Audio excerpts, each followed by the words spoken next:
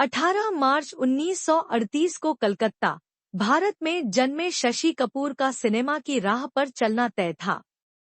उनका जन्म बलबीर राज कपूर के रूप में हुआ था, जो महान अभिनेता और थिएटर के अग्रदूत पृथ्वीराज कपूर के तीसरे और सबसे छोटे बेटे थे। कपूर परिवार भारतीय सिनेमा का पहला परिवार था। शशि के बड़े होने तक उनके बड़े भाई राज कपूर और शम्मी कपूर पहले से ही आइकन बन चुके थे। कपूर घराना रचनात्मकता, रंगमंच और प्रगतिशील विचारों का केंद्र था। पृथ्वीराज कपूर ने फिल्मों में अभिनय के अलावा पृथ्वी थिएटर की स्थापना की थी, जो सामाजिक रूप से प्रासंगिक नाटकों का मंचन करने वाली एक यात्रा करने वाली थिएटर कंपनी थी। यह शशि का प्रदर्शन कला की दुनिया से पहला परिचय था। एक बच्चे के रूप में शशि रिहर्सल प्रदर्शनों और बैकस्टेज जादू के माहौल में डूबने के लिए मंडली के साथ यात्रा करते थे। शशि कपूर का कैमरे से नाता कम उम्र में शुरू हुआ। इन फिल्मों ने उनकी सिनेमाई पहचान की नींव रखी। ग्लैमर के बावजूद उनका सफर संघर्षों से भरा रहा। जबकि उनका परिवार इंडस्ट्री में जाना माना था, शशि को अपनी जगह बनानी थी। सितारों के घराने में सबसे छोटा होने के कारण उनसे अपेक्षाएं बहुत ज्यादा थी और तुलनाएं अपरिहार्य थी।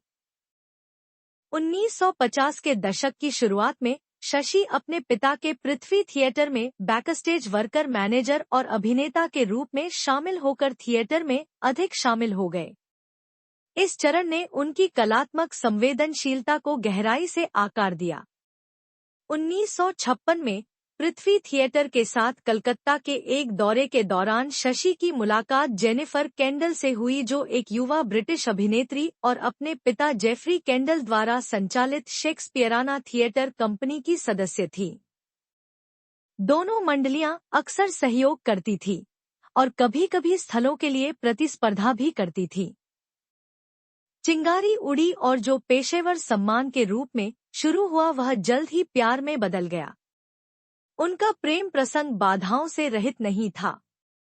जेनिफर का परिवार सांस्कृतिक और धार्मिक मतभेदों के डर से रिश्ते को लेकर संशय में था, लेकिन शशि के आकर्षण, ईमानदारी और दृढ़ विश्वास ने अंततः उन्हें जीत लिया। दोनों ने 1958 में एक नागरिक समारोह में विवाह किया। 1960 के दशक की शुरुआत में जब वे हिंदी सिनेमा में लौटे तो उन्हें टाइपकास्टिंग का सामना करना पड़ा और मुख्य भूमिकाएं पाने के लिए संघर्ष करना पड़ा। यश चोपड़ा द्वारा निर्देशित धर्मपुत्र में एक प्रमुख व्यक्ति के रूप में उनकी पहली फिल्म थी। समीक्षकों द्वारा सराही गई फिल्म ने बॉक्स ऑफिस पर अच्छा प्रदर्शन नहीं किया। सालों तक उन्हें एक चॉकलेटी लड़के नायक के रूप में देखा गया था, अच्छा दिखने वाला और आकर्षक, लेकिन अपने बड़े भाई राज या शम्मी के तेजतर्रारपन की कमी। शशि ने जो भी भूमिकाएं मिली उन्हें स्वीकार कर लिया और अक्सर बी ग्रेड फिल्मों में काम किया ताकि वे चल सकें। 1960 का दशक एक कठिन दौर था जब उनकी कई फिल्मों ने अच्छा प्रदर्शन नहीं किया। फिर भी वे प्रतिबद्ध रहे और कभी भी अपने परिवार के नाम का इस्तेमाल किसी से एहसान लेने के लिए नहीं किया। उनकी दृढ़ता का भुगतान तब हुआ जब ऋषिकेश मुखर्जी, यश चोपड़ा और बी.आर. चोपड़ा जैसे निर्देशकों ने उन्हें अधिक महत्वपूर्ण भूमिकाओं में लेना शुरू किया। 1970 का दशक शशि कपूर का स्वर्ण युग था। उन्होंने विभिन्न शैलियों की कई सफल फिल्मों में अभिनय किया। रोटी कपड़ा और मकान, दीवार, कभी कभी, त्रिशूल और सत्यम शिवम सुंदरम जैसी हिट फिल्मों ने एक भरोसेमंद स्टार के रूप में उनकी स्थिति को मजबूत किया।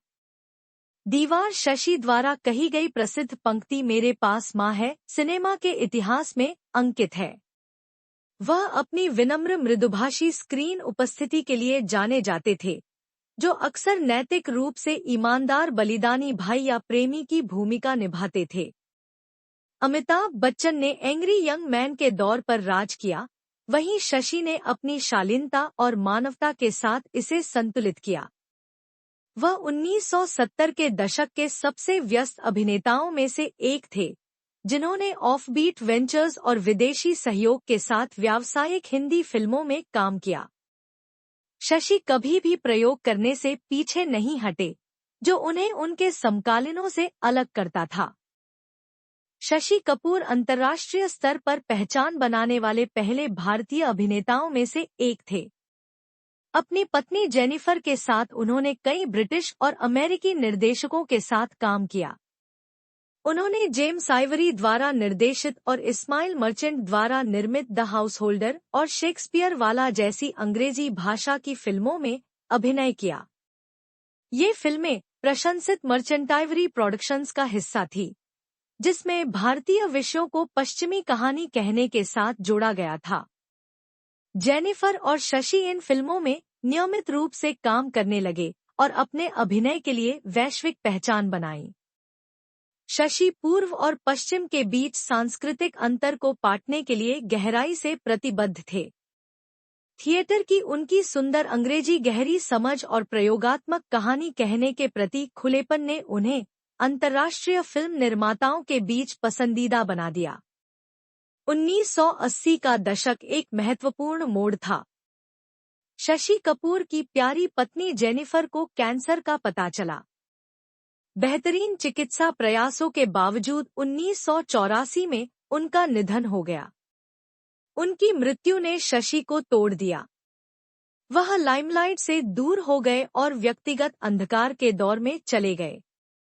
इस दुख ने उनके स्वास्थ्य और करियर को बुरी तरह प्रभावित किया।